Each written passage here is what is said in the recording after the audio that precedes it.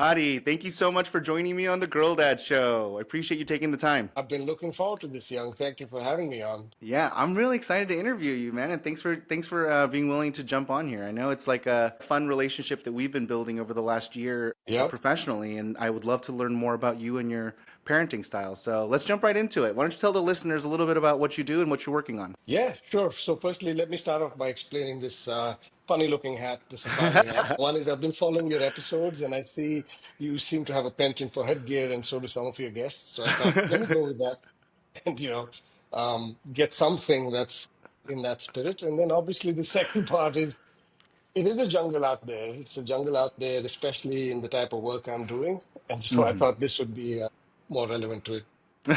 Your question, I'll Yeah, take that's it so off in a awesome. I minute. appreciate you checking out the episodes and noticing that I wear a hat a lot. Yeah, I love wearing hats, and a lot of the guests wear hats too. And I think it's because I always wear hats. But that's awesome. That's why you wear the hat. That's dope. Makes me very happy. And that's a great looking hat, by the way. I love it. Thank you. Thank you. I wish I could have said I've used it in actual Safari. I have not. Hmm. But here I am. Did you get it But on a no, it's safari? been, Where'd you get it? no, I think I got it. Actually, I did get it at a safari, but not the actual one in Africa. Mm. There's one up in Canada, just when you cross the border towards, I believe, as you're driving towards Montreal. Park Safari, I think it's called, if I remember right. It's Hmm. just a drive-through safari. They got a bunch of animals, and then they have this. Like, okay, looks pretty cool. That's awesome. Yeah, I definitely love hats, and so I always want to get the fun stuff. I have some really fun hats like that too. I love that you grabbed it. Thanks for wearing it to the show. Yeah, It's great. Tell the no listeners a worries. little bit about yourself, though. What are you working on? Yeah, so maybe I'll start off with what I'm doing now. About 3 months, almost 4 months ago, I started a company called Sentient Ventures. Hmm. Long story short, really informal, and the truth of it is, what we do is we help growth stage companies unlock real business outcomes through AI. In a Hmm. nutshell, that's what we do. And when you define growth stage businesses, it's businesses that are at various stages of growth have the potential to grow significantly from there by leveraging AI. So some of the companies we work with are very early on in revenue, but Hmm. then some of them are much further ahead, somewhere between, let's say, 50 million and 2 billion in revenue. So Hmm. span the gamut. So revenue by itself isn't one of the things we use as a filter criteria. Hmm. It's more, is there potential to combine strategy, solutions, capital, Yeah. and leverage AI to help whatever company we're working with take off to the next level. Right. So Yeah. that's the thesis of what we do. That's awesome, man. And I know this, so I appreciate you explaining it to me like that for the listeners. But I would love to double click onto it a little bit more because this is a very Yeah. recent transition for you. What were you doing before you decided to go on your own? Yeah, very, very recent, very different right prior to this. So prior to this, I spent about 5+ years, almost 5.5 years over at Amazon. There was a leading group called Strategy Services, Strategy and Advisory Services. What we essentially did was kind of similar to what we are trying to do now at Sentient, except we would one do that with mostly Fortune 100 and Fortune 500 companies, number Hmm. one. And number two, obviously the intent was to help those companies grow and succeed in whatever they're doing, but with the lens of can we leverage Amazon products and tools and culture and services and things of that nature specifically to help them in their journey. So most of it would be examples would be, car manufacturers as an instance, I won't name names, but one of the top two, three car manufacturers that we are all aware of, when they wanted help setting up or building their connected factories, my group would sort of work with them and help them through that journey. Obviously, we'd bring in all the right people and players from within Amazon and even outside as needed, outside partners. But that's effectively what we did. We were the orchestrators of that journey. So Yeah. although it sounds very different from a target audience perspective, it was Hmm. in terms of the types of companies we worked with. Like I said, mostly Fortune hundreds, Fortune 500s. In essence, what it really was trying to bring a combination of strategy, solutions, and in some cases, capital incentives. So Hmm. not really capital infusion, but incentivizing, in different ways to help them move forward with whatever they're trying to do. Yeah, that's awesome. So the $1 million question I have to ask is, what made you want to do this at your stage in career, to basically leave such a prominent, established role to go Yeah. basically start your own business and kind of venture into your Yeah, no, it's a great question and one I've been grappling. I'm going to take this off. It's yeah. getting hot in here. So, um, You can only look so maybe, cool for so long, right? It's like, yeah, beauty has a price, Addy. That's just yeah. what I don't know what else to tell you. Yeah. Man, you're the original youngster, I have to say. Every time I see you, it's like you look younger and younger. You're sort of Benjamin Button in action. Oh man, thanks for saying that. Yeah, I appreciate you saying that, but I'm definitely, yeah. I don't even want to get into No. it. Let's hear your story. Yeah, yeah, go back to it. You're making me embarrassed. Yeah, no. I'll switch back to yeah, it's a question that's crossed my mind several times. In fact, I thought about it for over a year. I'd say maybe even 18 months. Things are Oh great, wow, yeah, because you've been thinking about this for 18 months. almost, yeah, I'd say over a year, coming up to Yeah. maybe 18 months, but definitely over a year. So you've been like percolating on this a little bit of like you like Yeah. had this like okay, that's cool. Yeah, and the reasons were really twofold, right? So I was trying to balance the things between the reasons for doing it versus the reasons not to do it, right? And every time I'd sort of fall at the cusp of, well, I'm not finding that one reason why I should risk things at this stage. Like you said, stable career, stable job, stable everything, great company, great people that I was working with, even, and obviously great customers that I was getting to work with. And then I think the aha moment happened, somewhere around, I'd say probably Thanksgiving and Christmas, somewhere in that time frame last year. And we were taking a family trip, and my girls are 14 at the time, 13 and 8, now 14 and 9. And so while we're taking a trip, we were talking, we tend to do this, right? During road trips, we tend to exchange thoughts, ideas. We talk about what I do for work, what's happening in the general world around AI and everything else. And then somewhere along the way, I think my older one asked me, she said, Dad, so you're doing some pretty cool stuff at Amazon. You must be really happy, right? You're at the cutting edge of stuff. And that made me think deeper because surface level answer to that question was yes. Yeah. But the reality was because we were focused mainly on, like I said, the top 500, maybe the top 800 companies that are out there, it wasn't allowing me the ability to work with the next 5,000 companies out there, which are, I think, where a lot of that nascent innovation and nascent growth is sitting untapped. Right. So that sort of hit me then, and I started thinking deeper about it. And I had to sort of ideate around the thesis of, okay, I think I need to go out and do something on my own. But what exactly is it a problem worth solving?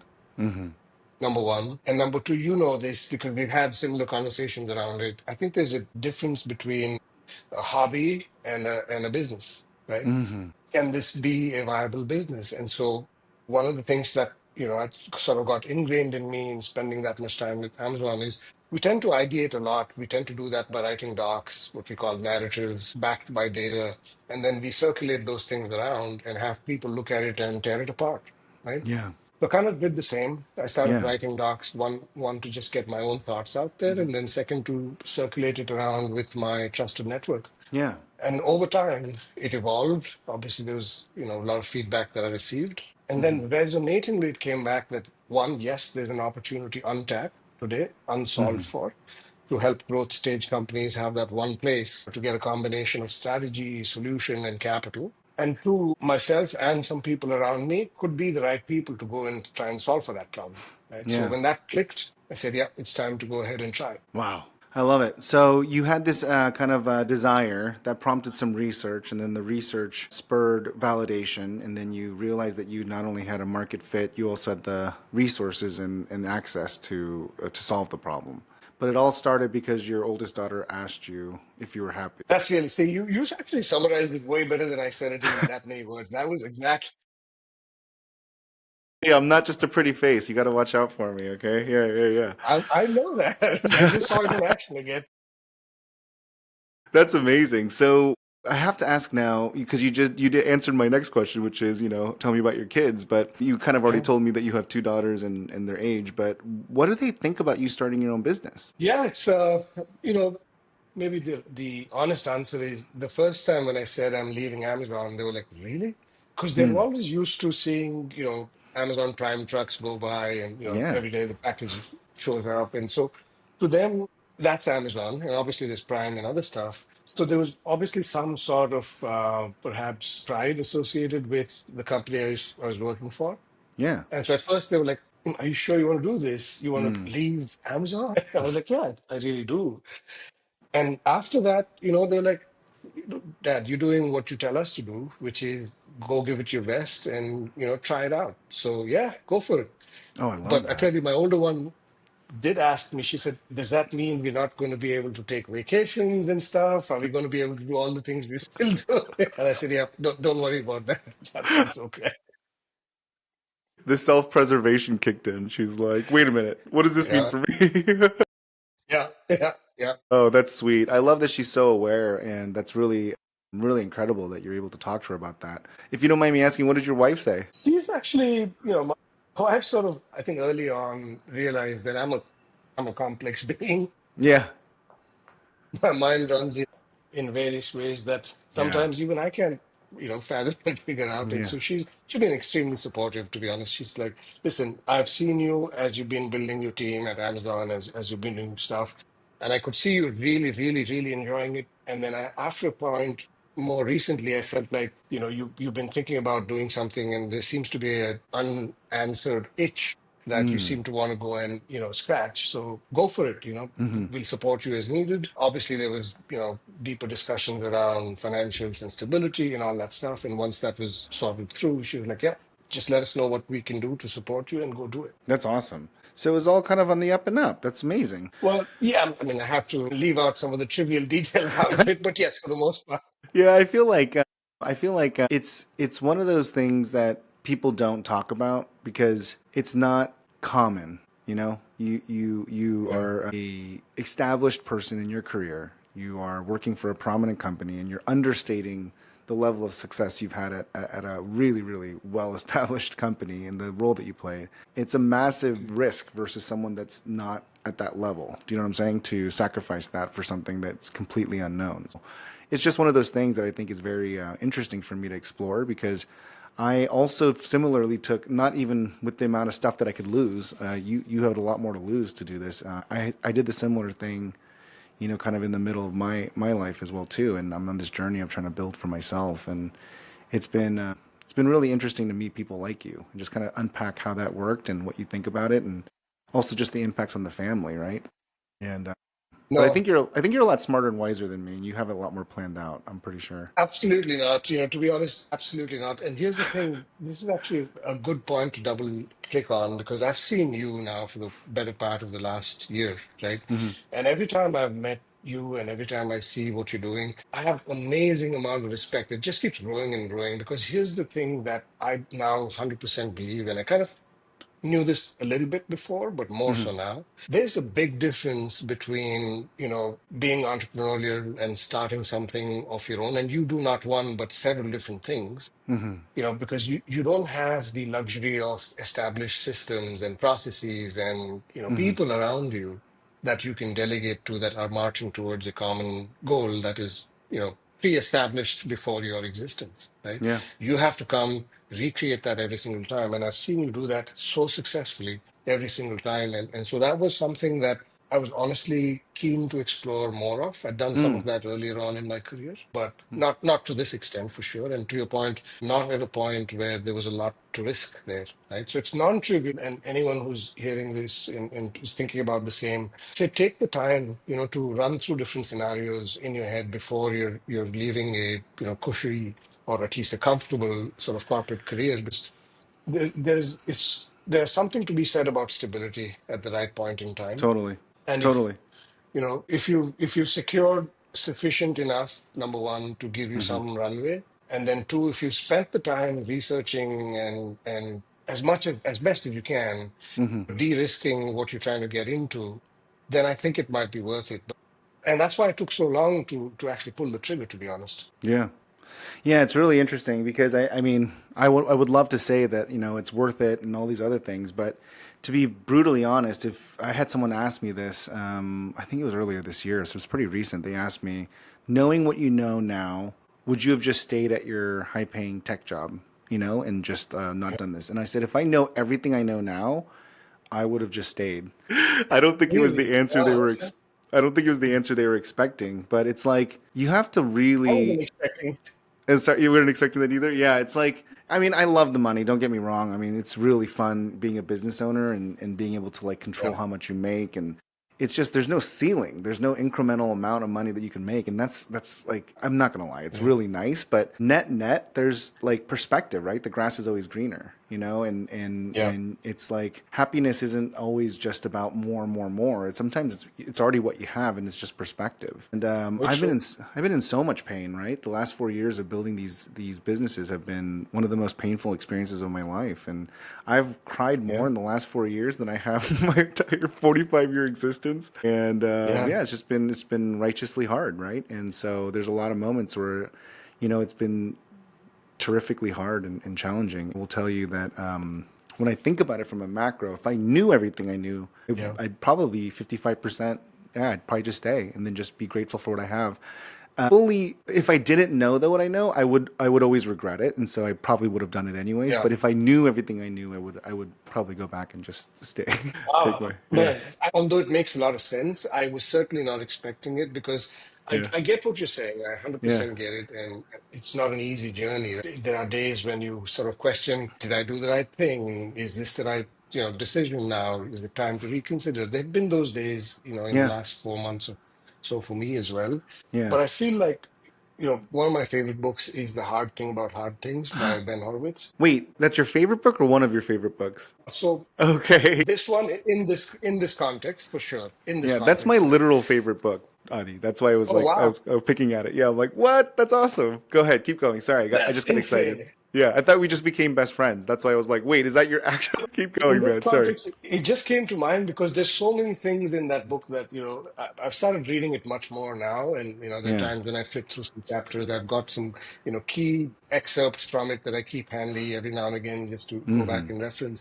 But that's really it, right? And so one of the biggest things that I took away from it is when Ben says he's talked to a bunch of different CEOs and asked them, what made them successful? And he said the ones that were mediocre or didn't really end up doing so well, or the companies didn't end up doing so well, always talked about some brilliant strategic decision or some moments of brilliance or some people or certain decisions here and there. But he said the ones that had the longest legacy and more to show for in that sense said one thing almost consistently, and that's I didn't quit. And so that's a huge reminder because, and you'll also appreciate it. I think you almost said it because in the 4 years, I'm sure there are times when you probably felt, worse than better.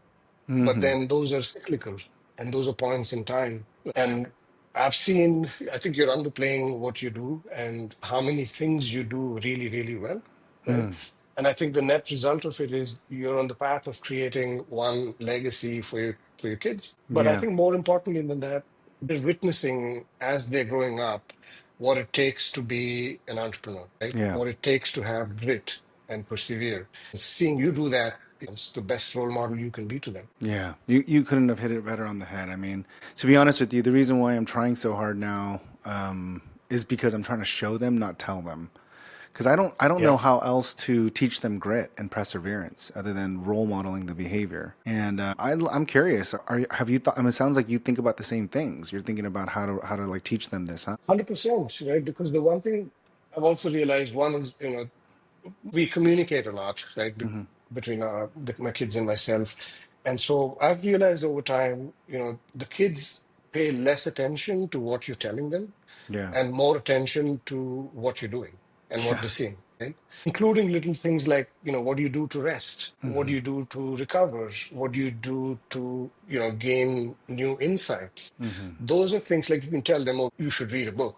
But if they don't see you sitting around with a book every now and again or listening to mm podcasts or whatever the way might be, that's a bigger impact. And so I realized this, I think a few years ago, where I started shifting my focus from having conversations to yeah. modeling stuff, like just doing stuff and having them along. That's smart. Yeah, that's really smart. Yeah, and I think that that there's no way around it. You know, there's actions always speak louder than words, in parenting and in life, right? In business or and elsewhere. Right? Like you have to role model it because it's nothing more powerful and more insidious, right? So pervasive, being able to see it versus just Yeah. saying it. And so, I think you're absolutely right. And is that one of the reasons also? Can I add that to your reasons for being an entrepreneur now, Yeah. or yeah? 100%, because I did tell them all there is a greater than 0% chance that this may not work. There is definitely greater than 0% chance that something may change outside of my control, or I may not be able to execute it as I'm thinking about it, or various factors. And if that happens, yes, we'll get some data points. We'll see what needs to be done. Hmm. So they're aware of the fact that there is a likelihood greater than 0% for sure that something might upset what I'm trying to do here.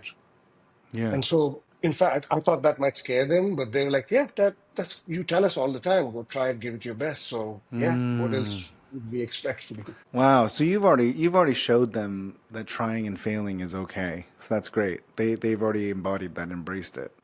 I would like to believe yes, but I think more so than not, yes. I think they do sort of follow that. Hmm. Um, there's various other things. So, for instance, my older one, she was big into fencing, right? And she Hmm. still kind of is, but she's getting to a point where now she's getting into high school, going to a different school, Hmm. and her schedule is pretty packed, right? Yeah. Just from a school perspective. And so now Hmm. we're having a conversation around whether or not she should continue pursuing fencing or not, because it goes back to the same thing that if you do something, you have to give it your all, Hmm. or make a conscious choice not to do that, and then find something else that you can give it your all to. That's interesting. Yeah. It's kind of the concept of like doing something really, really well. Is that what you're leaning towards? Yeah, that's really it. Because, Hmm. anything that you want to do well needs time, needs effort, and needs your full conviction. Yeah.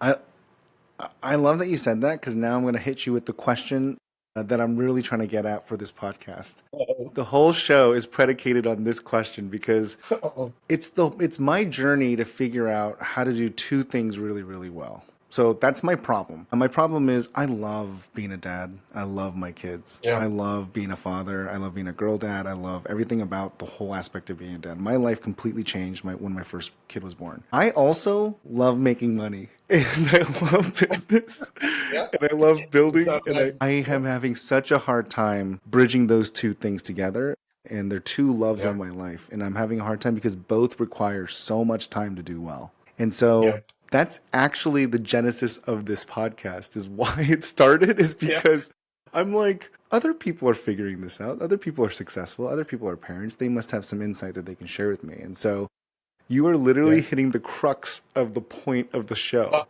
Yes, so please let me ask you directly instead of in a roundabout way that I normally do in my episodes. How do you manage being good at being a dad while being good at being at business? Wow, man. I mean, I wish I could say that, I've been great at business because I can't yet. The journey's sort of just begun. You've been But I successful can, though. Not everyone gets to rise up the ranks at Amazon like you. I'd still consider that business success. fair enough, fair enough. In that Hmm. sense, yes. Entrepreneurially, the journey is still fairly early in that sense. Hmm. But to your point, it's the same. So when I was working for Amazon, I would travel a lot, right? The work Yeah, required it. There exactly. was a point where almost every second week, if not every second week, at least, 2 weeks out of five, I'd be on the road. And usually those would be 4 or 5 day trips. And Hmm. so that constant pulls and tugs on your time was there even then. And now obviously it's a lot more because, everything sort of comes back to me and I got to figure stuff out. And the one thing I realized from my previous experiences of this, which I'm trying to bring here, and so far it's been okay, is I've realized it's just almost impossible to be 60% present at home or 60% present at work, right? At Mm. least for me. It's really hard to do that. Some people can do that and Hmm. compartmentalize time within the day, right? To be able to spend 1 hour here and focus on that thing work related, and then come back and spend, 1 hour and do kids' activities, and then go back and focus at work. I can't do that, right? Hmm. Maybe it's the type of work that I do, or maybe it's the type of person I am. But for me, compartmentalizing within the day doesn't work at all. Hmm. And so I've realized that all I need to do is expand my unit of time. And so if I cannot compartmentalize within the day, then I try and compartmentalize within the week or within the month. So for instance, I'll give it a burst of, 4 or 5 days when I'm just work focused, right? And I'll try and carve out that time, either just hold myself in my office, or go somewhere else away from things, so I can keep Hmm. the focus there. And then when I come back, then the next burst is directed towards family. So this summer, it's a good example, because it's kind of summer's almost over, they're going back to school now. But Hmm. I realized once they're back to school, even if I want to, I won't have the ability to spend as much time as I could with them Hmm. then over the summer. So we did 2 road trips. right? We did, Nice. 2,000 miles each way. We spent quality time together. And I remember during those road trips, I was getting work calls, I was getting emails. I knew as I'm driving this stuff, I'm not answering work wise. But then I tried to work around it that every 2 days into it, I'd sort of wake up early, between 4 and 6 and sort of get to some stuff, or then late in the evenings. That kind of worked. And so I'm still trying to figure out, but I think the general way I've been approaching it is sort of compartmentalizing, not within the day, but in bigger units of time.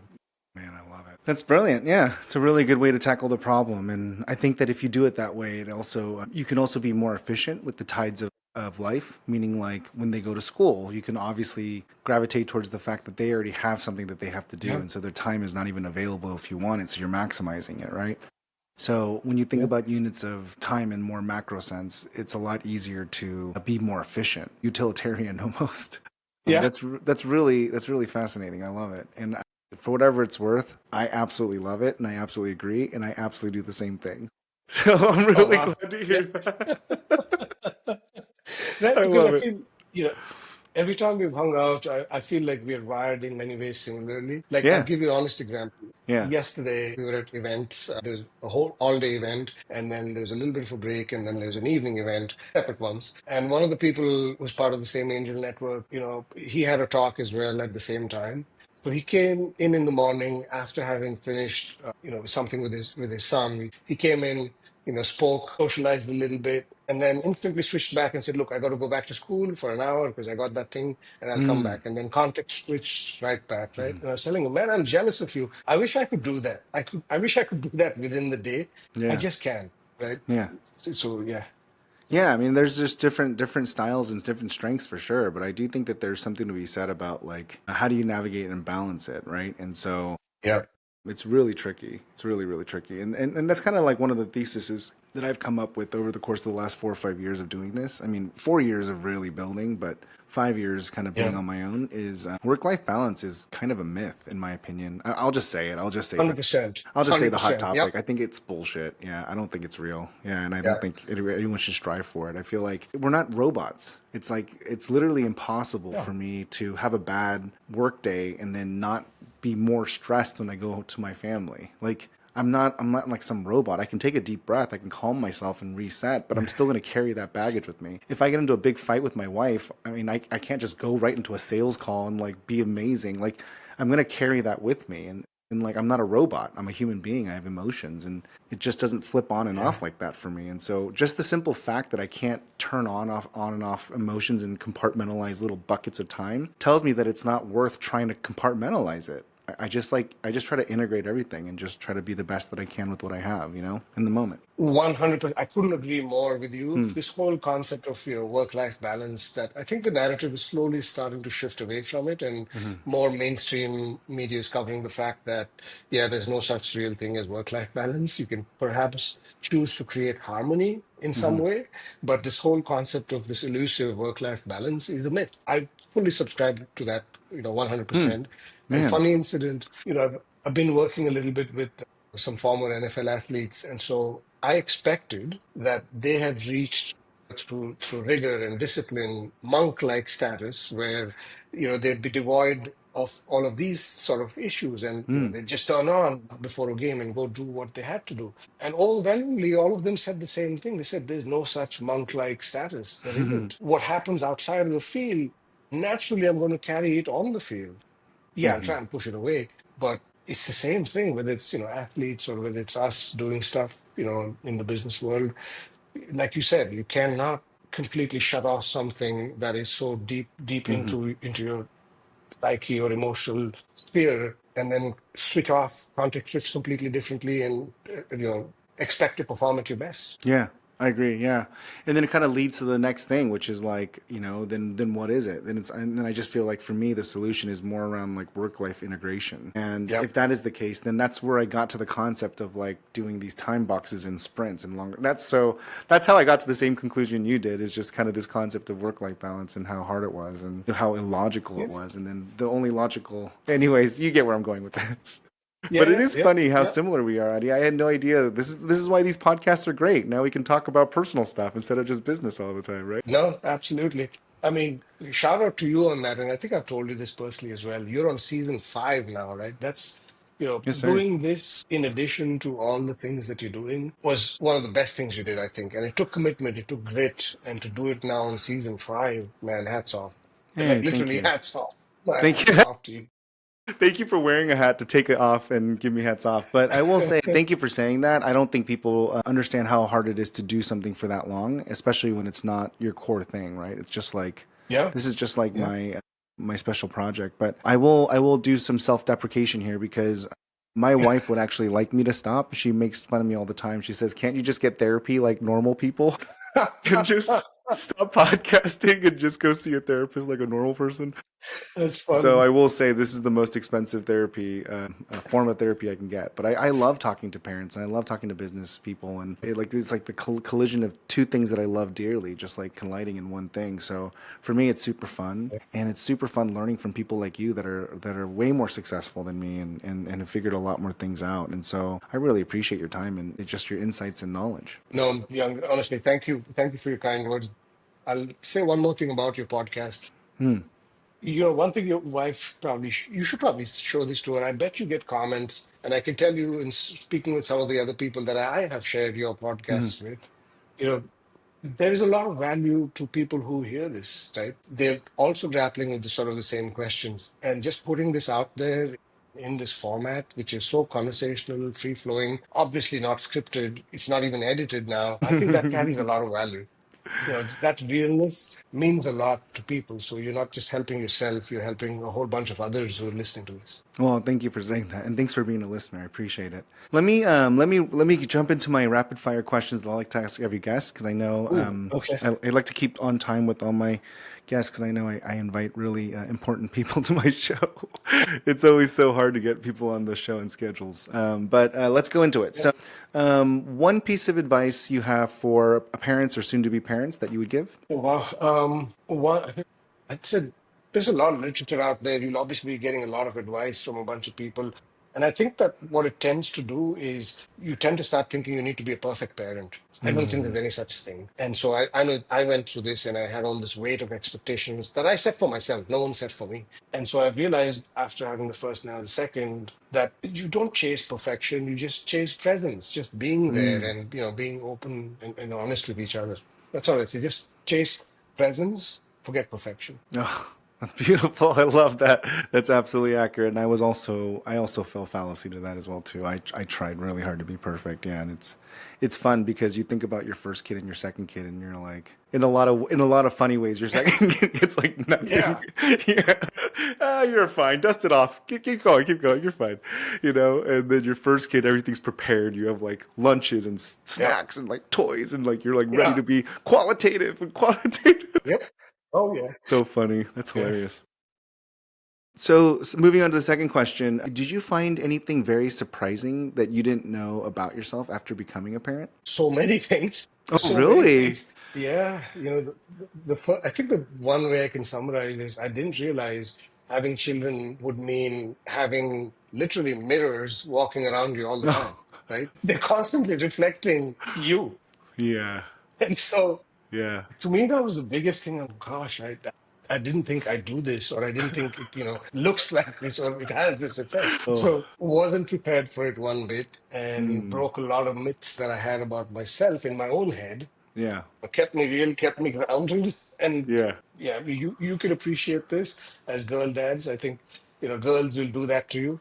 Say Yep. it like it is, Oh, yeah. and when you hear it from them, it brings you right down to earth. Oh, yeah. It's so funny. That's so accurate. And I'm literally like feeling that comment so much because I definitely feel like my oldest is very much like me and it's so frustrating. And I just like want to squeeze her face. And I'm like, is that? Oh my God, that's me. Oh, it's so funny that you just said that. That's so funny. That's a good one. I can't wait to talk to my wife about this episode. That's really funny. Because I'll tell you one funny story, okay? Because this is like one of Yeah. many things, but this one's actually kind of just funny and just like humorous. But Yep. I'm delusionally confident. Like I'm like I just think I'm the best. I just walk into things going, I'm the best, and I'm Yeah. just awesome. And I just have this like I don't know how to explain it. I just have this deep-seated confidence that I'm amazing, right? And my Yep. oldest is just she has that same delusional confidence, and she's like a terrible singer, and she'll sing songs and like she's like the best singer in the world, and then she'll like look over at us, be like, "Wasn't that awesome?" And we're just like, "No, it was horrible. It was the worst." But she's like, "You loved it. You loved it. It was good." And she just like walks up. That's And so my funny. wife and I are just like laughing because I'm like, is that me? She's got that from me. Yeah. And she's like, oh my God, it's so funny. Just delusionally confident. It's so amazing. That's so funny. That's hilarious. My younger one does that with her dance. She's got a quirky sense of dance, right? And she Yeah. just dances like literally no one's looking. She don't care, I right? She love that. absolutely doesn't care. And she thinks she's doing phenomenal with it. I'm like, yeah, go for it. Go for it. You got it. Because, You go, girl. I'm kind of the Yeah. same. I'm kind of the same, exactly, right? And I'm like, Yeah. when I saw that in her, I realized, oh, that's what I look like when I'm dancing. Well, now I want to go singing and dancing with you, Adi. We got to see how good we are on the dance floor here, Boy, man. man, we got to find a dark spot where not too many people can see. That's funny. All right, let me bring this home. So, a favorite book and or books if you have more. I mentioned the hard thing about hard things. Yeah. That's been my go-to recently. And then otherwise, I tend to kind of haven't been able to read as much as I used to be honest, Hmm. because you know this, right? You just are pressed for time. So I started Yeah. doing audiobooks and podcasts. Mm. So one of the people I follow more recently, obviously Joe Rogan, I tend to, but his episodes tend to be a bit too long for me to consume in full format. Yeah. And so Naval Ravikant, he's been somebody who I've been Mm. listening to quite a bit because I feel like obviously he's hugely successful, but he's also been an entrepreneur many Mm. times over. And his advice sort of and his thought process seems to resonate with where I am right now in my Hmm. my own personal and mental journey. Hmm. And so I tend to listen to, and his podcasts or whenever he participates, they're usually short form, right? They're not the 2 hour, 3 hour ones. Yeah. So I've been sort of listening more to that because I feel a lot of these books are written verbose, right? It just takes a long time to consume the whole book.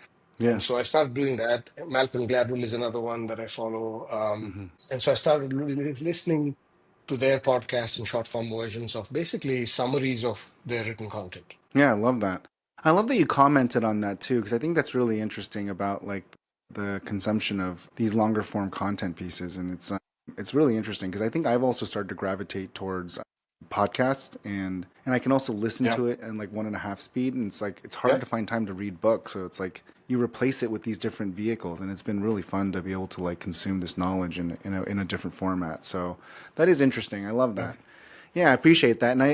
And I know this is not part of my rapid fire questions, but I have to ask because if you do listen to Naval, what do you think about his parenting methodology or his principles of like kind Mm. of no non-parenting parenting? I mean, it's very unorthodox and controversial. So Yeah. I just want to know what you think. Yeah, I mean, I don't parent that way. Let me put it that way. And it's and it's perhaps also got to do with two things: how I was brought up as a child, right? Hmm. And so that obviously has an impact somewhere deeply in terms of your subconscious, in terms of what values sort of guide Hmm. your parenting style. So I grew up in a very academic household. Both my parents were university professors, separately, one my mom in English literature, my Oh dad in wow. in commerce and business. Yeah. And then both of them went on to be, take on dean sort of roles in two different universities. So I grew up in a Wow. household which was, a lot of structure, a lot of discipline in that sense. And obviously, as a child, I had different views about it. But now, as a parent of a child or children, I'm so grateful for that because it gave me a lot of foundation and a lot of discipline that is helping me right now. Right. So, Mm. if you think about Naval's style of parenting, that would be almost like sort of, if not poles apart, definitely, Oh yeah. universes apart. Totally. Right. It'd be the opposite spectrum for sure. Yeah, yeah. Yeah. That's crazy. Yeah. Wait, so now I'm gonna have a whole nother episode here. I'm sorry, but I have one more question. What do your parents think about you starting a business? Oh wow, yeah. So they were nervous to say the least, right? They're like, Hmm. they were scratching their heads. They're like, why? You have a, yeah. That was a why that I think even now, if you ask them, I don't think that why have been able to answer sufficient to their liking yet. Yeah, But yeah. they've just backed off from it now, and they're like, "Listen, as long as you're happy, as long as you know what you're getting yourself into and what you're putting your family through, go for it." But yeah, again, different generations as well. Both of them held one, or at least were affiliated with one organization pretty much entire lives of Hmm. each of their careers. And both their careers spanned a good 35, 40 years, right? So it's a different mindset. And it would be hard for me to expect them to sort of understand all of it. I think my dad's coming around to it more and more now because he keeps sending me things that make me think. He's understanding what it is to be entrepreneurial and why that's an important thing for me to try out right now. That's awesome. All right. So, last question, Adi. When you're not being a entrepreneur, developing the or helping emerging businesses develop their AI tools and automations, and you're not being the role model super dad, what does Adi do for Oh, fun? gee, What's your downtime tasks and projects? firstly, if you tell my girls that role model dad, they laugh. But downtimes, started getting back to golf. I had Nice. stopped doing it for a long time, and so now I started finding pockets. Back to our conversation around pockets and compartmentalizing. So Hmm. Saturday, Sunday mornings, I found like the earliest tea time, usually 6:30 or whatever. So I'm back in time. By the time there's stuff to be done with the girls, I do that. I love going on really long walks. I'm not a runner, just haven't been one, but I like doing at least 4, 5 miles a day. And that's my time to one, walk with the dog, and then two, just go through content, consume content, just go through my thoughts. Even that's an important routine. I try to do as much as possible every day, just those 4, 5 mile walks. And then yeah, just TV practically shut down now. I just don't have time for it to be able to follow something, like a whole series. And Formula One, yeah, that's the one thing I'm hugely passionate about, have been for Hmm. a while. So anytime Cool. there's race weekend, I try Yeah. and get that in. Yeah, that's awesome. I love those. Those are really good. Yeah, I should. I definitely am starting to. I want to get back into golf as well, and I actually want to pick up boxing. I think those are the two things I Oh want to wow, start. Yeah, I want to like start man. learning how to do. I don't know. Sounds fun, you know. And Wow. then Yeah. yeah, and then Formula One's a big deal here in Austin. So if you come out to Austin, let me know. I'll go with you. I've never Yes. done it. I've never done it, so I'd love a guide and a friend. Yeah, so that'd be fun. Oh man, I'd love to go to Coda. It's one of the best tracks out there. High speed racing. I'd love to be there with you. Yeah. Yeah, yeah. I don't know anything about it, but I'm definitely interested in attending. So definitely call me when you do it, so we can go together. Yeah, and even golf, right? I'd love to because I could say I've shaken some of the rust off. I'm coming back to shooting in the early 90s and hopefully 80s. So some of the rust is gone. I'd love to come back and play with you as well. Yeah, that'd be fun. I'm not good at all. So yeah, you're already beating me. So we'll be fine. But yeah, I'd love to play with you. But this was really fun, man. Thanks for taking the time to do this interview and share a little bit about your parenting side and personal side, man. It's really nice to get to know you No, better. man, it's been an absolute pleasure. Thank you for having me. I've been looking forward to this for a while, so thank you for having me. Yeah, I really appreciate it, man. And thank you so much. We'll talk soon, okay, Adi? Perfect. Talk soon. Thanks, Sam.